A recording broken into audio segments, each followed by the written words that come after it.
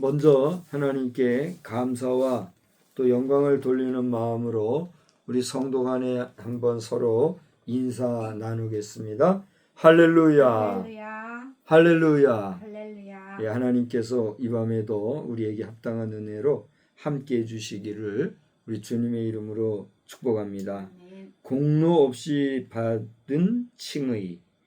우리 한번 다 같이 따라해요. 공로 없이 받은 칭의. 공로 없이 받은 칭의. 그렇습니다. 우리가 아무런 공로 내세울 것 없고 자랑할 것 없고 또 드린 거 없고 또 우리가 치른 값이 없지만 아무것도 없는 무료 공짜로 우리가 하나님 앞에 칭의, 의롭다 칭함을 받았다 이거예요. 하나님께 의롭다 칭함을 받은 그 은혜에 대해서 오늘 잠깐 한번 살펴보려고 합니다. 로마서 3장의 내용을 통하여서 전반적으로 로마서 3장뿐만이 아니라 로마서 전체적인 내용으로 봐서 우리 하나님의 백성들은 의로운 사람이라 일컬음을 받았다. 의인이 되었다 하는 내용과 그리고 그렇게 의롭다함을 받은 우리는 하나님이 주신 자유한 인생이 되었다 하는 내용에 대해서 제가 지난 수요일 저녁에 말씀을 드렸어요. 그랬죠? 그러니까 우리가 의인이 되었다라고 하는 것은 우리의 의지나 수고나 공로나 그 어떤 값으로 되어진 것이 아니라 하나님께서 거저 주신 은혜요. 또 선물이고 그것을 우리가 아무런 공로 없이 믿고 영접하면 우리는 우리 자신이 의인이라 인정함을 받는 자리에 있게 된다. 그렇게 또한 의인이 된 우리는 더 이상 죄 가운데 매여 있지 아니하고 그 죄로부터 해방되어 자유인이 되었다. 할렐루야. 네, 그 얘기를 제가 이제 2번이나 강조했잖아요. 오늘까지 얘기하면 3번이나 되는 거예요. 이렇게 말씀을 드렸는데 여러분은 하나님의 은혜 안에서 여러분 자신이 의인이 되었을 뿐만이 아니라 죄로부터 자유함을 받은 자유한 백성이라는 사실에 대해서 믿으시기 바랍니다. 그렇게 믿고 믿음으로 살아갈 때 여러분의 삶은 자유한 사람들로서 자유를 누리는 그런 복인의 자리에 서게 될 줄 믿으시기 바랍니다. 더 나아가 복 있는 사람은 악인의 꾀를 좇지 아니하고 오만한 자에 서지 아니하며 또 그 어떤 불의에도 우리가 함께하지 아니하는 자라는 사실을 여러분 기억하시고 항상 여러분의 언행 심사를 성결하게 거룩하게 깨끗하게 하고 살아감으로써 하나님 앞에 옳다 인정함을 받는 그런 믿음의 사람들이 다 되어야 될 줄로 믿습니다. 오늘은 이제 이 로마서 4장을 통하여서 아브라함의 신앙과 또 칭의라고 하는 부분에 대해서 우리가 한번 살펴보고자 해요. 로마서 4장의 전반적인 부분을 우리가 볼 것 같으면은 아무런 공로 없이 우리가 하나님 앞에 의롭다 칭함을 받는데 우리가 믿음의 조상이라고 일컫는 아브라함조차도 그 자신이 하나님 앞에 의롭다 인정함을 받은 것은 그의 그 어떤 공로나 수고나 또 의로운 삶에 의하여서가 아니라 그가 하나님을 믿었다는 것, 하나님을 그저 순전하게 받아들이고 하나님에 대한 믿음을 가졌다는 것, 그거 하나로 말미암아 저가 하나님 앞에 의롭다 칭함을 받았다라고 하는 역사, 그 사실적인 역사를 우리에게 되뇌이고 또 되새기게 하고 깨우쳐주는 그런 말씀으로 구성이 되어 있다는 거예요. 오늘 우리가 방금 본문으로 택해서 읽은 1절로 8절 말씀에도 보면 1절, 2절이 그것을 우리에게 얘기하고 있어요. 제가 지금 얘기한 이야기를 여러분 염두에 두고 한 번만 더 천천히 읽어봐요. 그런즉 육신으로 우리 조상인 아브라함이 무엇을 얻었다 하리요. 그러니까 아브라함이 얻은 게 있다면 그게 뭐냐 이거죠. 만일 아브라함이 행위로서 의롭다 하심을 받았으면 자랑할 것이 있을까요, 없을까요? 있어요. 자기가 의롭게 행하고 옳게 행함으로 말미암아 의로워졌으니까 그러면 자랑할 만하잖아요, 그죠? 그러나 하나님 앞에서는 있대요, 없대요? 없대요. 왜 그래요? 성경이 뭘 말하느냐? 아브라함이 하나님을 믿음에 그것이 어떻게 해요? 그에게 의로 여겨진 바 되었다 말했어요. 4절, 5절, 6절까지 여기 나오는 내용, 8절까지 나오는 내용은 뭐냐 하면 사람이 일을 하고 받는 싹은 그냥 고맙게 받을 것이에요? 당당하게, 당연하게 받을 것이에요? 당연하게 받는 거예요. 내가 누군가를 위해서 일해주고 시간을 투자해주고 그를 위해서 수고를 했으면 그 수고한 값을 받는 건 당연한 거예요? 당연하지 않은 거예요? 당연한 거란 말이에요. 그런데 일하지도 않았는데 내가 그에게 속해 있고 그와 함께 하였고 그를 안다는 것 때문에 나에게 일하지 않았음에도 불구하고 그 값을 내가 받는다면 그거 자랑할 거예요? 자랑할 게 못 돼요. 그저 고마운 일인 것 뿐이에요. 그렇지 않습니까? 그걸 얘기하고 있다는 얘기예요. 그러니까 우리가 의롭게 된 것이 자랑할 것이 없는데 그것은 마치 무엇과도 같은가? 저 믿음의 조상이라 하는 아브라함도 그 자신이 행위로 말미암아 의롭다 여김을 받은 것이 아니라 그가 하나님을 어떻게 함으로 말미암아 단지 믿은 것으로 말미암아. 여러분, 우리가 하나님을 믿는다라고 하는 것은 무엇을 의미한다고 하는 것과 같다고요? 하나님을 인정한다. 하나님을 영접한다. 하나님의 존재를 시인한다. 그런 논리와 같은 거란 말이에요. 이해가 되시죠? 하나님의 존재를 인정하지 아니하면, 하나님의 살아계심을 시인하지 아니하면, 하나님의 역사하심을 우리가 영접하지 아니하면 믿음이 생긴다는 얘기예요? 안 생긴다는 얘기예요? 안 생긴다는 얘기예요. 그러니까 내가 하나님을 믿는다는 것은 하나님의 존재를 인정하고 그분을 영접하는 것인데 하나님을 인정해 줬다는 거 그거 하나 때문에 내가 어떻게 됐다? 의롭다 함을 인정함을 받았다는 거예요. 그럼 생각을 해봐요. 내가 하나님을 인정한 거, 내가 하나님을 받아들였다는 거, 그게 뭐 대단한 거예요? 그게 수고가 드는 거예요? 물질이 드는 거예요? 아무것도 안 들잖아요. 그냥 내 의지로 하나님의 존재를 인정만 하면 되는데, 인정하는 건데, 그 인정한 것 때문에 내가 의로운 사람이라고 인정함을 받고, 하나님의 자녀라고 인정함을 받고, 하나님의 백성이라는 자격을 받고 하니, 여러분 이것은요, 그 어떤 수치나 또는 재물이나 그 어떤 우리의 의지로 계산이 가능한 거예요?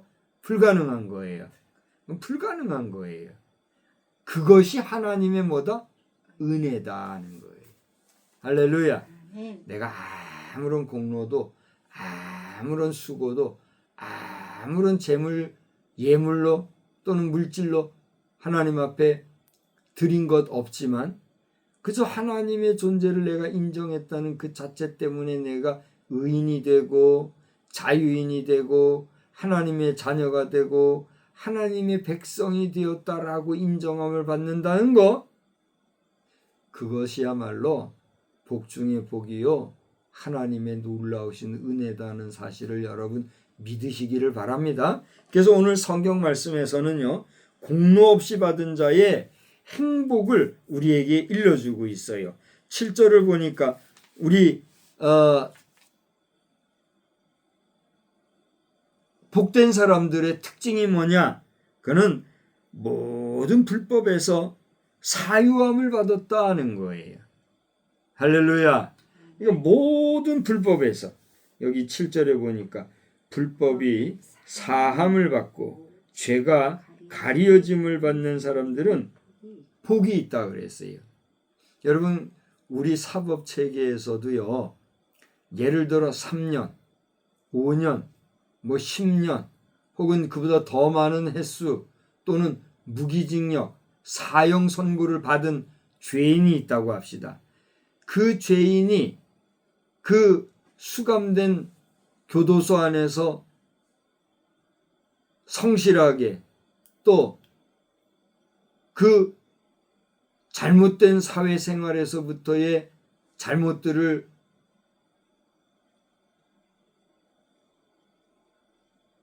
사과를 구하고 용서를 구하고 회개하는 마음으로 정말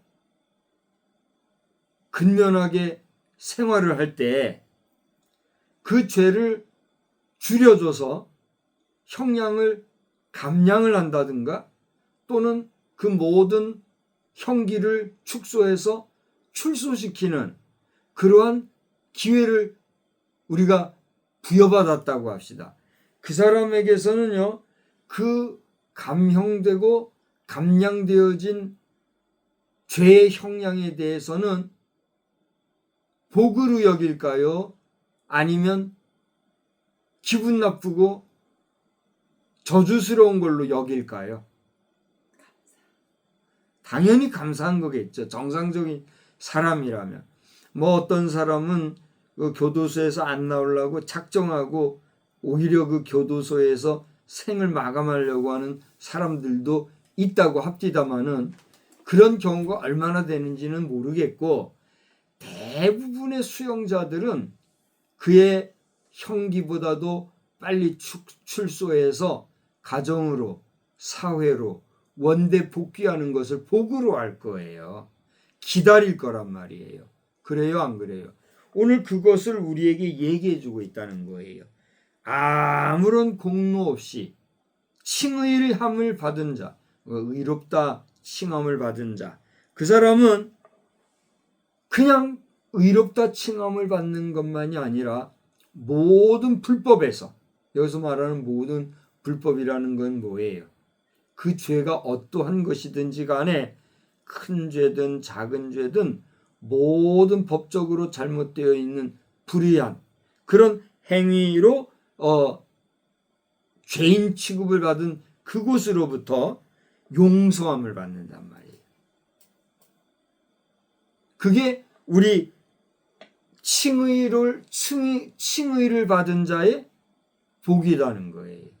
여러분, 우리가 죄의 용서함을 받지 않았는데 의롭다 하는 인정을 받을 수 있을까요? 죄를 가지고 우리가 의롭다 하는 말을 들을 수가 있을까요? 안 되는 거예요. 내가 의롭다, 내가 의인이다 라고 하는 말은 내가 죄가 있다 없다? 없다는 것을 전제하는 거란 말이에요. 그러니까 우리가 하나님 앞에서 의롭다 칭함을 받았다는 것은 하나님 앞에서 내가 죄가 있다는 얘기예요, 없다는 얘기예요? 죄가 없다는 얘기예요. 그럼 이제 제가 다시 묻습니다. 여러분은 하나님 앞에서 죄 없는 무죄하고 깨끗한 하나님의 백성이십니까? 이렇게 물으면 여러분들이 쉽게 대답을 못할 사람도 있을 거예요. 왜 그래요? 자기는 자기의 양심을 알거든요. 자기의 양심이 느끼는 죄악성을 알고 있거든요. 그러니까 그 죄의 내용이 어떠한 것이든지 간에 그것이 주관적인 것이든 객관적인 것이든 아니면 의식적인 것이든 실제 일상 속에서 범한 죄든 그 드러나지 아니었을 뿐이지 드러난 거든 드러나지 아니한 거든 자기 양심은 자기 자신이 죄악 가운데 있다는 사실에 대해서 알아요, 몰라요? 알거든요. 그런데 우리가 비록 그리스도인이 되었다 손치더라도 이 세상을 살아가는 동안에 모든 인생은 자신에게 있는 양심의 빛으로 자신을 비춰볼 때에 누구를 막론하고 완전하다고 하는 의식을 가지고 살아가는 사람이 있을까요? 없을까요? 없다는 거예요. 간혹 그 양심에 화인 맞은 자로서 자신이 죄를 짓고 사회적으로나 모든 공법에 불의를 행하면서도 나는 죄가 없다고, 내 양심은 깨끗하다고, 정말 몹쓸 죄를 저지르고도 그게 죄인 줄 모르고 살아가는 사람이 있어요, 없어요? 있을 수 있어요. 그 사람들은 사법적인 치리를 받지 아니하였을 뿐이지 세상의 사법죄로도 다스려서 시원치 않을 그런 죄인들이 있어요, 없어요? 있다는 거예요. 그런 경우도 있지만 그런 특수한 경우를 빼고 대부분의 사람들은 자신의 양심에 손을 얹고 볼 때 누구를 막론하고 하나님의 빛, 하나님의 말씀, 하나님의 법 앞에 섰을 때는 누구나가 어떤 마음을 가지는 거예요? 죄의식을 가지고 있다는 거예요. 그런데 그런 죄의식이 우리를 의롭게 하는 데 있어서 영향을 미쳐요, 안 미쳐요? 그거는 우리에게 영향을 미칠 수 없다는 거예요. 다시 말하면 우리가 가지고 있는 의식 속에서의 죄의식이 우리를 하나님이 의롭다 해주신 칭의에 대하여 영향을 미칠 수는 없다는 거예요. 그렇기 때문에 여러분 가운데 예수를 믿고 그리스도인의 사람이 되었고 하나님의 자녀, 하나님의 백성이라고 하는 믿음을 가지고 살면서도 내 자신의 양심에 비추어 죄의식 속에 살아가면서 그 죄의식 때문에 자신이 의인이 되었나 되지 않았나 하는 부분에 대해서 혼란이 있다면 그것은 신앙생활에 있어서 플러스가 될까요? 마이너스가 될까요? 마이너스가 될 수밖에 없는 거예요. 그러니까 여러분 분명히 아실 것은 여러분이 참으로 구원함을 받은 하나님의 자녀요 백성이라고 하는 믿음을 가진 사람은 여러분의 양심이나 여러분의 어떤 의로운 행위나 이런 것으로 나를 비춰봤을 때에 내가 가지고 있는 그 양심의 법 그것으로 말미암아 내가 의인이다 아니다는 판단 기준이 아니라 하나님의 말씀을 내가 온전히 믿느냐 믿지 못하느냐에 따라 그 기준이 달라진다는 것을 아시고 흔들림이 없는 요동함이 없는 온전한 믿음의 사람들이 다 되시기를 주의 이름으로 축원합니다. 그래야 여러 가지 환난과 고난과 역경의 비바람이 불어쳐도 흔들리지 아니하는 무너지지 아니하는 튼튼한 반석 위에 집을 지은 것과 같은 믿음의 사람이 될 수가 있는 거예요. 그렇지 못하고 내 의와 내 의지와 내 수고와 나의 공로에 따라서 자신의 의인된 그 자격에 대해서 생각하고 판단하고 계산하면 우리 하나님 앞에서 의롭다 하는 칭의됨에 대하여서 확신을 가지고 살아갈 수 있는 사람이 몇 사람이나 될까요? 없어요, 없어요. 그렇기 때문에 우리는 하나님 앞에서 굳세고 담대한 믿음을 가지고 내가 하나님 앞에 의롭다 칭함을 받은 것은 모든 불의, 모든 불법으로부터 아무런 공로 없이 받은 하나님의 은혜요 복이라는 사실을 여러분 믿으시기 바랍니다.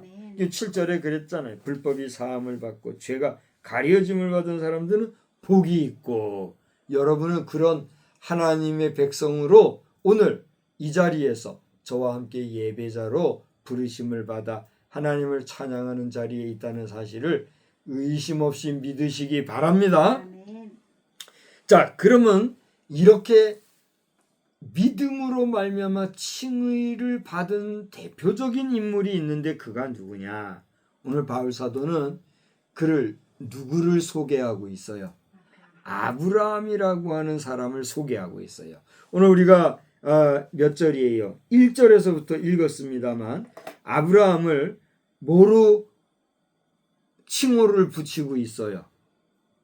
우리의 조상이다 그렇게 얘기했어요.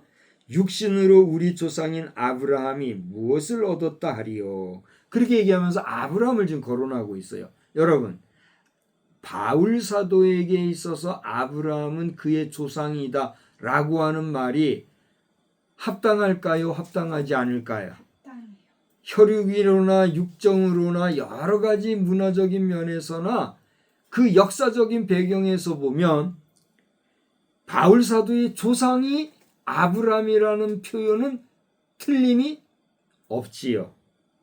그런데 우리는 어떨까요?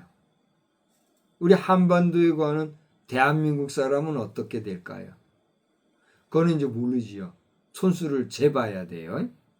우리 한반도의 역사가 지금 몇 년이에요? 반만 년이라고 그러잖아요. 빨리 계산해 보세요. 2025에서 2333년을 더하면 몇 년이에요? 4000.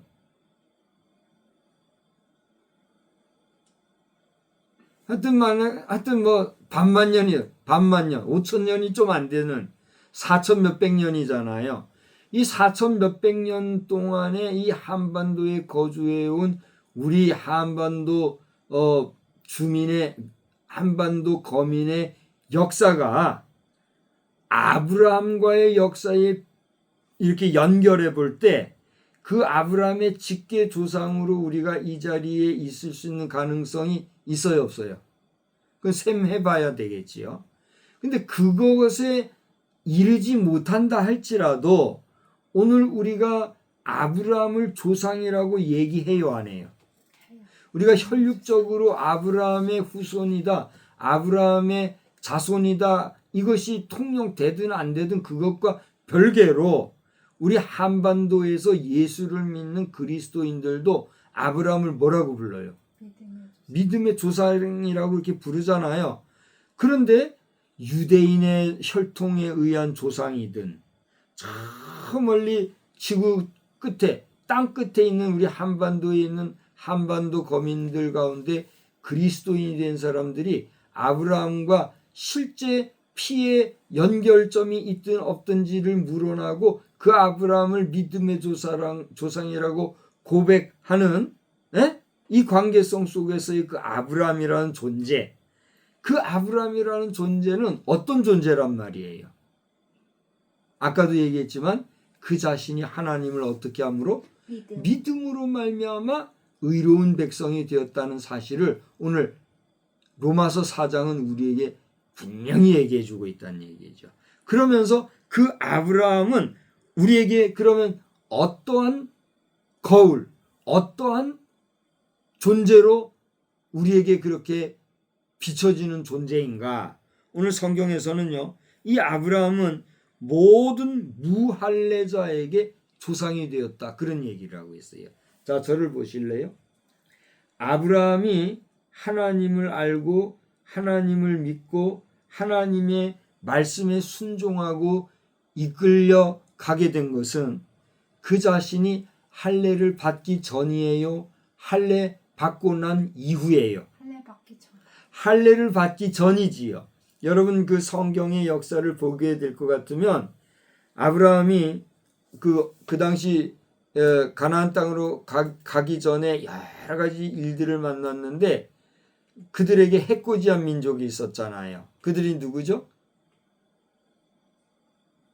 그들과의 싸움 속에서 그들을 경멸하기 위하여서 그들과 대적하기 위해서 그 대적하는 일에 앞서 행한 예식이 있는데 그게 뭐예요?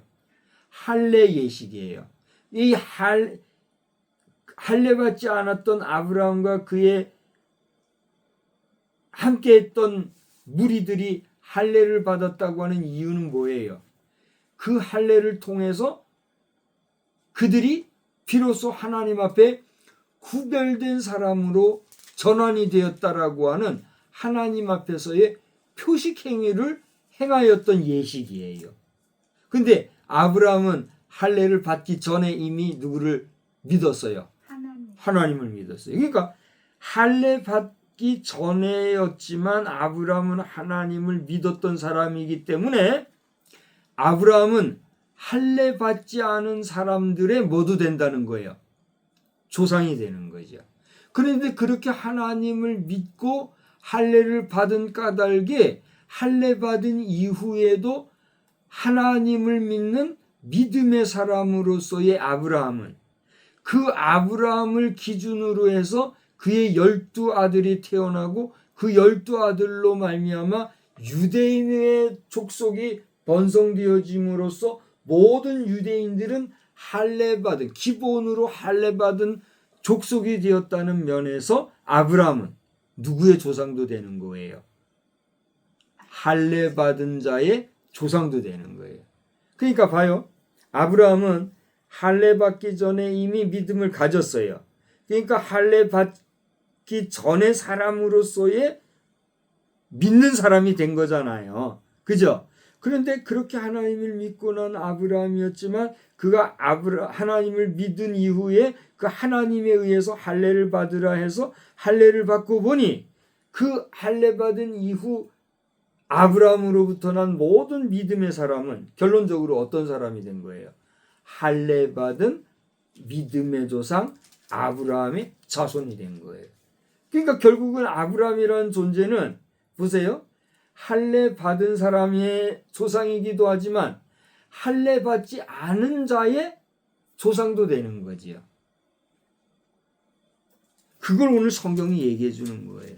그러니까 이것은 무슨 얘기냐 하면 이 할례라고 하는 말은 우리가 성경에서 믿는 사람과 믿지 아니하는 사람, 곧 하나님이 구별한 사람과 구별하지 않은 사람 모두를 구별하는 표식행위예요. 그죠?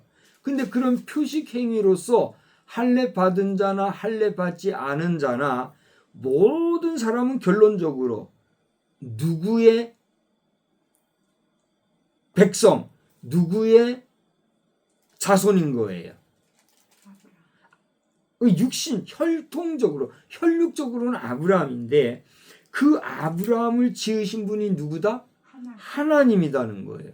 그러니까 할례 받은 자나 할례 받지 않은 자나 이 땅에 거하는 모든 인생, 모든 족속, 모든 인류는 누구의 자녀들인 거예요? 하나님의 자녀라는 거예요. 지금 지구촌에 80억 인구가 거하고 있다고 하는데 사실은 이 지구촌의 80억 인구가 모두가 누구에게 속해 있어요? 하나님께 속해 있는 거예요.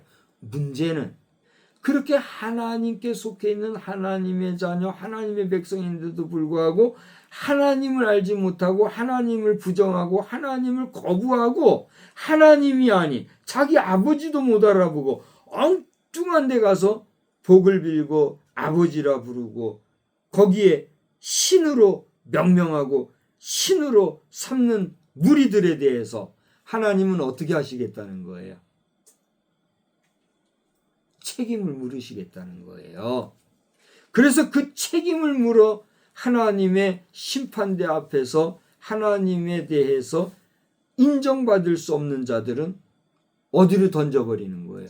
지옥불로 던져버리는 거. 그것이 하나님의 뭐예요? 계획과 뜻과 섭리인 거예요. 그러면 아이고 하나님이 왜 자기 자식이라면서도 이렇게 안 믿는 거 그거 하나 때문에 다 지옥불에 던집니까? 하나님 불공평한 거 아닙니까? 그건 누구 얘기예요? 그렇게 말하는 사람의 이야기예요. 그래서 토기장이 비유해서는 토기장이가 그릇을 만드는데 토기장이 마음대로 만드는데 마음에 안 들면 어떻게 해요? 갖다 집어 던지는 거예요.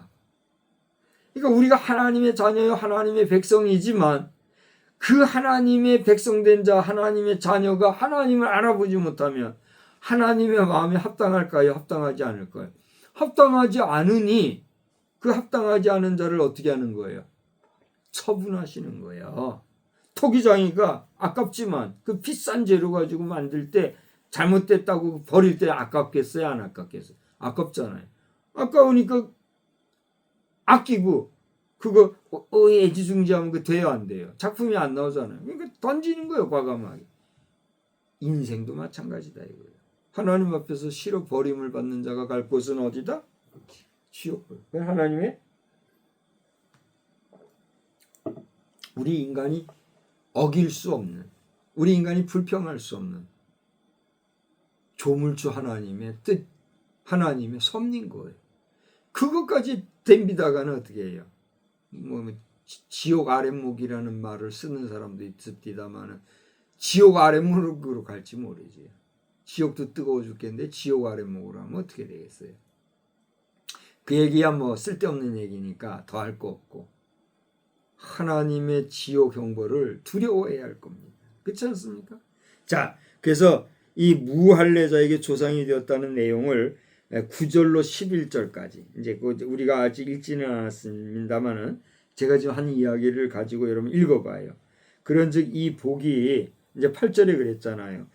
주께서 죄를 인정하지 아니할 사람은 복이 있다. 일한 것이 없이 하나님 앞에 의로 여기심을 받은 사람이 복되다. 얘기했잖아 6절에 그죠? 8절에 그렇게 죄를 인정하지 않은 사람 복이 있다. 근데 이 복이 9절에 할례자에게냐 혹은 무할례자에게도냐 묻고 있잖아요. 그러니까 무릇 우리가 말하기를 아브라함에게는 그의 믿음이 의로 여겨졌다 하노라. 아까 1절에도 그랬잖아요. 우리 조상 아브라함이 무엇으로 얻었다? 그는 행위로 의롭다 하심을 받았냐? 아니다. 그는 하나님 앞에서 행위로서는 아무것도 한 게 없다. 그렇게 얘기했잖아요. 그럼 아브라함이 의롭다 여김을 받은 건 뭐다? 오늘 여기 9절에 믿음으로 그가 의롭다 여김을 받았다 그러는 거예요. 그죠? 그 다음에 이제 이렇게 아브라함이 믿음으로 의로 여김을 받았다는 얘기는 오늘 로마서 4장을 보면 곳곳에 나타나고 있어요. 제가 이제 보여줄게요. 1절을 봐요. 아브라함이 하나님을 어떻게 해요? 믿음에. 또 5절에 보니까 이렇게 어떤 사람에게 그 믿음을 의로 여겨요? 믿는 자에게. 그리고 또 세 번째로는 믿는 자에게는 그의 무엇을 의로 여기셔요? 믿음을 의로 여기신다. 그 다음에 9절에 와서 보니까 아브라함에게는 무엇이 의로 여겨졌다고요? 믿음이. 또 여기 11절 그리고 12절 13절 14절 18절 또 같은 16절 같은 16절에 또 한 번 그리고 17절 18절 19절 20절 15절 곳곳에 보면 24절까지 믿음이라는 거 믿는 거 믿는다는 거 이 믿음이라는 단어가 로마서 4장에는 곳곳에 지금 나오고 있는 걸 보게 돼요. 다시 말하면 4장에서 얘기하는 것은 우리 하나님 앞에 칭의함을 받은 하나님의 백성은 그가 칭의를 받은 것이 공로로 된 것이 없다. 그런 교훈의 말씀이 들어있는 것이고 그 대표적인 인물이 누구다? 아브라함이라는 거예요. 그러니까 이 아브라함은 여기 도처에 보면은 믿음이라는 것과 연결되어 있는 인물로 로마서 4장의 대표적인 인물로 나오고 있다. 이게 두 번째 교훈이에요. 그럼 세 번째로 이런 아브라함에게서 보이는 특별한 어떤 특색이라고나 할까요? 특징이 뭘까? 그것은 오늘 여기 보면 17절에 내려와서 보면 그는 하나님을 믿는데 어떠한 하나님을 믿었는가 한번 봐봐요. 기록된 바 내가 너를 지금 얘가 내가 너를 할 때에 이 너는 누구를 얘기할까요? 아브라함을 얘기해요. 내가 아브라함 너를 많은 민족의 조상으로 세웠다 하신과 같으니 그가 믿은 바 누가 믿은 바 아브라함이 믿은 바 하나님은 죽은 자를 살리시며 없는 것을 있는 것으로 부르시는 이시니라 함으로써 아브라함이 믿는 믿음이라고 하는 건 뭐예요? 무에서 유를 만드시는 하나님을 믿는, 무에서 유를 믿는 믿음의 사람이었다는 거예요. 할렐루야. 그러니까 아브라함이 부르심을 받았을 때에 갈 바를 알지 못하고 나아갔다 그랬잖아요.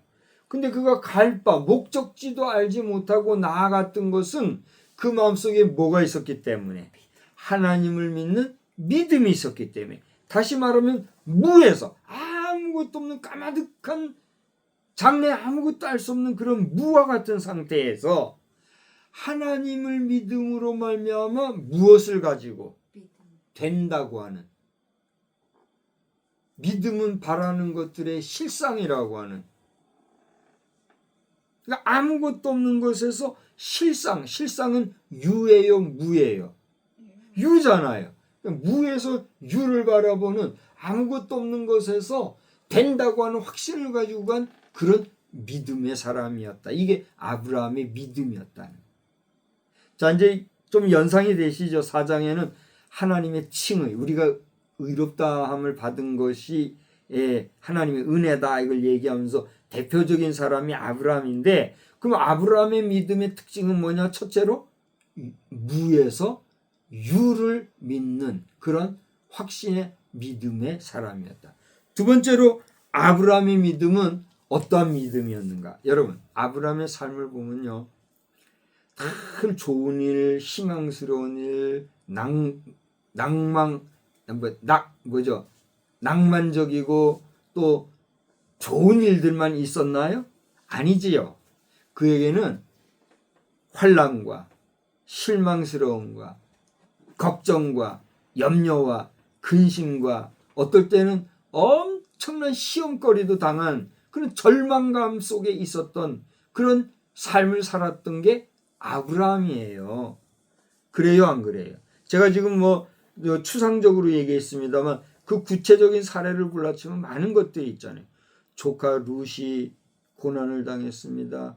자식 이삭을 바쳤습니다. 아내 사라를 갖다가 너의 왕한테 뺏길 뻔했습니다. 그죠? 또 그 광야길을 가면서 얼마나 어려움을 당했겠어요. 그런 절망 속에서도 그는 하나님을 믿음 중에 뭘 가지고 갔어요? 믿음에 더하여서 그 믿음이 있었기 때문에 그런 절망과 역경과 낭망스러움 속에서도 그는 믿음으로 그 모든 것을 떨쳐버리고 뭘 가졌기에 앞으로 전진할 수 있었어요? 소망을 가지고 있었다는 거예요. 할렐루야. 그러니까 아브라함의 믿음은 절망을 소망으로 만들어가는 소망의 믿음을 가지고 있었다는 거예요. 믿습니까? 여러분, 오늘 제가 설교가 뒤죽박죽 이렇게 비논리적으로 설교하는 것들도요, 좀 잘 들어보면 이게 맥락이 통하는 걸 알 거예요. 당신은 의로운 사람이 되었어요. 믿습니까? 근데 당신과 같이 의롭다 칭함을 받은 사람이 있었는데 그가 누군지 아십니까? 그는 아브라함이라는 사람. 당신의 믿음의 조상이요. 근데 그 아브라함이라는 사람은 어떤 믿음의 사람인지 아십니까? 첫째, 아까 뭐라 그랬죠? 금방 절망에서 소망을 가진 믿음의 사람이라 그랬잖아요. 첫 번째고, 그건 두 번째고, 첫 번째 뭐라 그랬어요? 아무것도 없는 무에서 유를 지향하는 그런 믿음의 사람이었던 내 얘기했잖아요. 무에서 유를 바라보는 믿음의 사람이에요. 절망을 소망으로 디디고 나간 사람이었던, 그걸 얘기했잖아요. 세 번째로 아브라함의 믿음의 특징은 뭔가? 21절을 보니까 뭐라고 그랬어요? 우리 한번 21절 다 같이 읽어봅시다. 그 전에 20절부터 볼까요? 아브라함은요, 믿음이 없어 하나님의 약속을 의심하지 않고 믿음으로 견고하여져서 하나님께 영광을 돌리며, 그 다음 다 같이 큰 소리로 약속하신 그것을 또한 능히 이루실 줄을 확신하였다. 할렐루야. 아브라함과의 언약이 나타나 있는 창세기 내용을 보면 창세기 12장, 창세기 15장, 창세기 17장 여기를 가서 보면 하나님께서 아브라함에게 씨를 주겠다 하는 약속이 있어요. 12장. 이 15장에는 동서남북 바라보라. 내가 너에게 이 모든 것보다 더 많은 것 주겠다. 땅에 대한 복을 주셨어요. 그 다음에 17장에 보면 거기에 대해서 이 모든 것을 복으로 주겠다. 그러니까 씨와 땅과 복이라는 단어를 포함해서 직접적으로 복을 주겠다고 하는 약속이 들어요. 그래서 12, 15, 17장은 씨, 땅, 복. 창세기에 나타나 있는 아브라함을 통한 씨와 땅과 복에 대한 약속. 이렇게 이야기를 하는 구약신학적인 테마가 있어요. 여러분 읽어보면 알아요. 그와 마찬가지로 아브라함은 하나님 앞에서 믿음을 가지고 갔는데 그 믿음이라는 게 뭐라고요? 하나님의 약속을 절대적으로 믿고 나아간 확신하는 믿음의 사람이었다. 동의하십니까? 아멘. 여러분의 믿음은 어떻습니까? 여러분은 무에서 유를 믿는 온전한 믿음이 있습니까? 또 절망 속에서 그 절망을 절망으로 여기지 않냐고 소망으로 바꿔 나가면서 전진하는 그런 믿음이 있습니까? 세 번째, 하나님은 나에게 이런 약속을 해줬으니 그 약속은 반드시 이루어질 거야 라고 하는 확신을 가지고 나가는 믿음이 있습니까? 아멘. 바울 사도는 오늘 이 로마서 4장을 통해서 우리의 믿음의 조상 아브라함은 이런 믿음을 가진 사람이었어. 그걸 얘기하는 거예요. 오늘 카메라가 2개나 돼가지고 어디를 봐야 될지 지금 이러고 있네요. 이 카메라를 보고 얘기하면 미안해요. 지금 우리가 라이브 방송이 안 돼가지고 이거는 녹화 방송이고 이거는 지금 카톡으로 라이브를 하고 있고 이러다 보니까 이걸 봐야 우리 멤버들하고 보이는 건데 이러면 여기가 또 엉뚱한 데를 보는 거고 여기를 보면 또 여기가 그렇고 내가 이걸 메인 화면으로 할게요. 여기 카톡에서 지금 라이브 참석하는 사람들은 그냥 그런 줄 하세요. 나중에 보려면 이 영상을 한 번 더 볼 수 있으니까 내가 이것만 바라보려고 그래요. 여러분 오늘 3가지를 지금 제가 교훈을 했어요.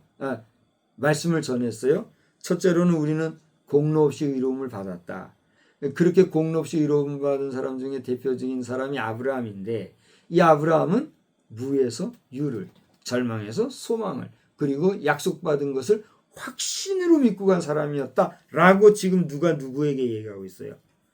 바울 사도가 로마 교회 성도들에게 얘기하고 있는 거예요. 2026년 3월 15일 이 저녁 예배 누가 누구에게 얘기하고 있어요? 박성수 목사가 오늘 이 방송을 듣는 여러분에게 얘기하는 거예요. 2026년 3월을 살아가고 있는 여러분에게 아브라함과 같은 믿음이 있습니까? 믿음 가지고 살아가시기를 주의 이름으로 축원합니다. 아멘. 축원합니다. 아멘. 우리 TVTM 사역이 지금 25년째 그냥 답보 상태잖아요. 그렇지만 내가 여기 그냥 또 나가는 거는 이런 믿음이 작지만 정말 나는 믿음이 적은 것 같아요. 작지만 믿음으로 나가는 거예요. 나는 어제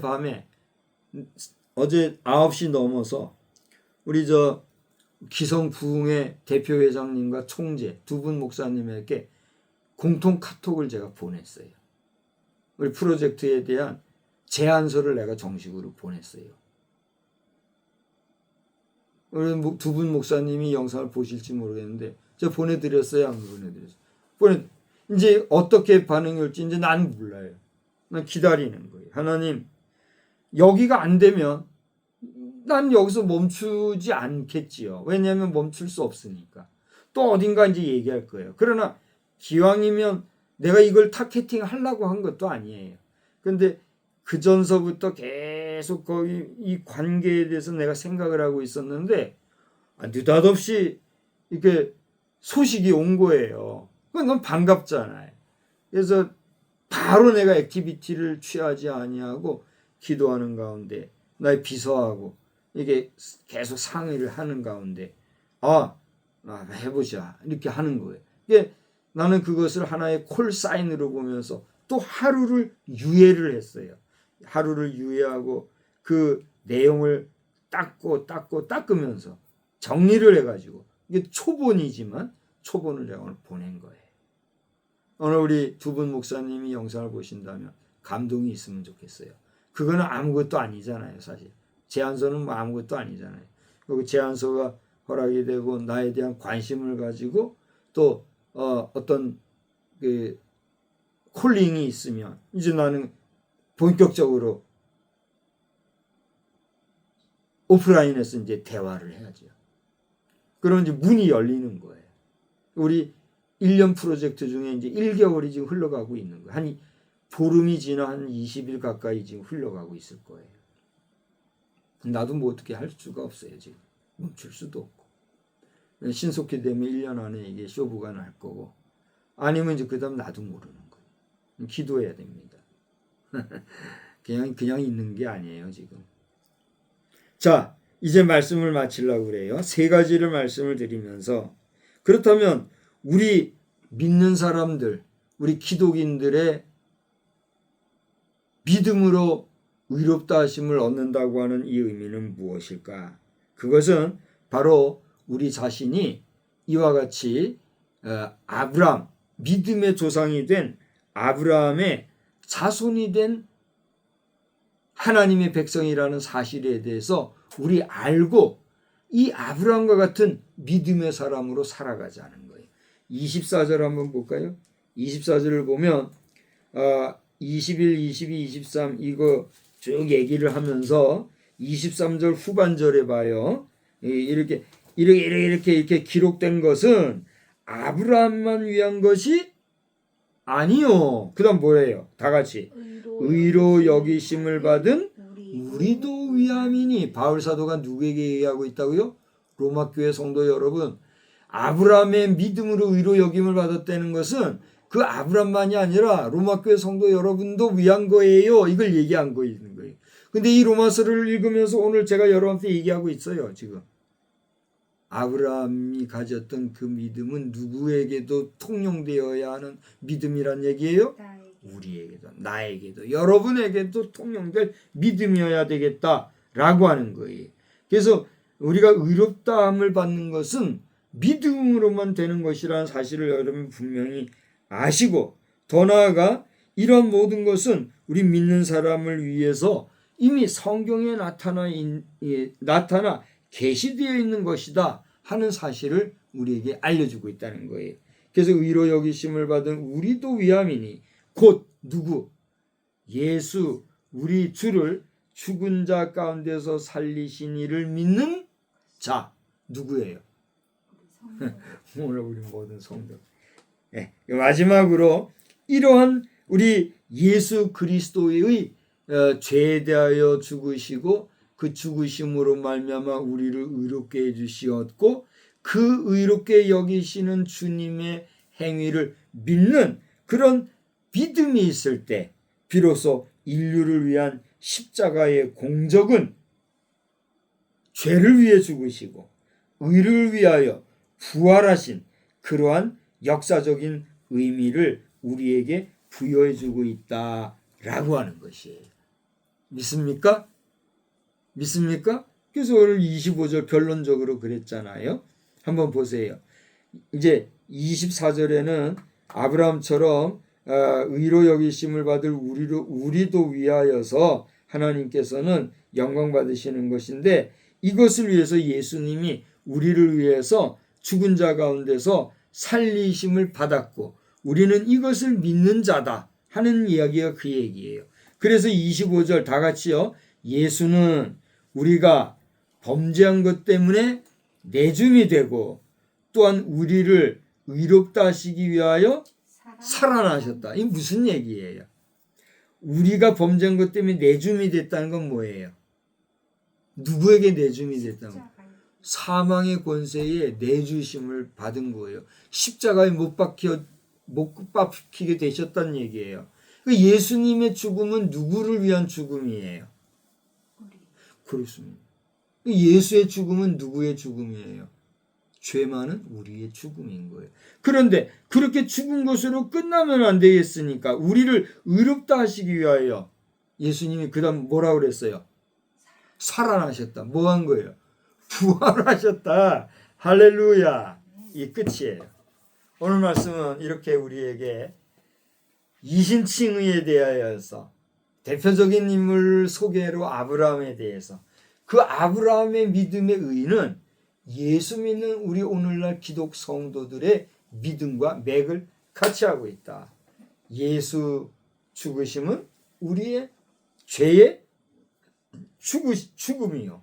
예수의 부활하심은 우리 성도들의 부활함이라는 것을 알고 저와 여러분은 죄에 대하여는 죽은 자요, 의에 대하여는 산 자로 나아가는 그러한 믿음의 백성, 공로 없이 받은 이 칭의의 교훈에 대하여서 여러분 한 주간 살아가시는 동안에 승리하시고 이번 사순절 4주차를 보내는 이 기간 중에도 주님의 이 이신칭의에 대한 깊은 도에 대해서 묵상하며 승리하는 복된 한 주간 되시기를 우리 주님의 이름으로 축원합니다.